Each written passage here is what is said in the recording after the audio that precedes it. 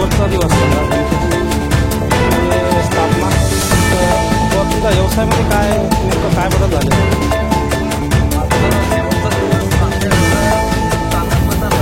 त्याचं कारण असं आहे की अति पावसामुळे शेतकऱ्यांचे फार म्हणजे भरपूर नुकसान झाले. आता त्यांच्या नुकसानामुळे आम्हाला पण त्याच्यावर साईड इफेक्ट झाले आमच्या व्यवसायावर. त्याचं कारण असं आहे की शेतकऱ्यांजवळ जर पैसा नसेल तर आमचा जे व्यवसाय आहे ते त्यांच्या भरोशावर चालतो. आता शेतकऱ्यांजवळ जर पैसा नसेल तर आमच्या जे मूर्त्या आहेत ते शेतकऱ्यांच्या भरोशावर आहेत. जसं की शेतकरी आमच्याकडून मूर्ती खरेदी करतो आणि नंतर स्थापना करतात ते. तर त्याच्यामुळे त्यांचं जर नुकसान झालं तर त्यांच्यामुळे आमच्या पण व्यवसायावर चांगलं नुकसान म्हणजे परिणाम झाला.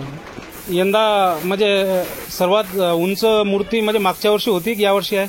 मागच्या वर्षी होती. मागच्या वर्षी होती. आता 13. यावर्षी 8 8.5 फुटाची पर्यंत. बरं. कारण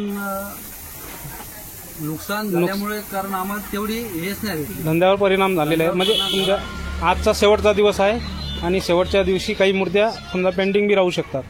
बरोबर. तर आमची काही मूर्त्या असं होतं की आमच्या एवढ्या मूर्त्या विकतील पण ते जेवढ्या आम्ही गेसिंग काढलं होतं त्यापेक्षा पण कमी मूर्त्या विकल्या गेलेल्या म्हणजे सततच्या पावसामुळे समजा. कारण तेवढा व्यवसाय तर शासनाने तुमच्याकडे लक्ष देऊन समजा काही नुकसान भरपाई द्यावी हीच समजा तुमची मागणी आहे.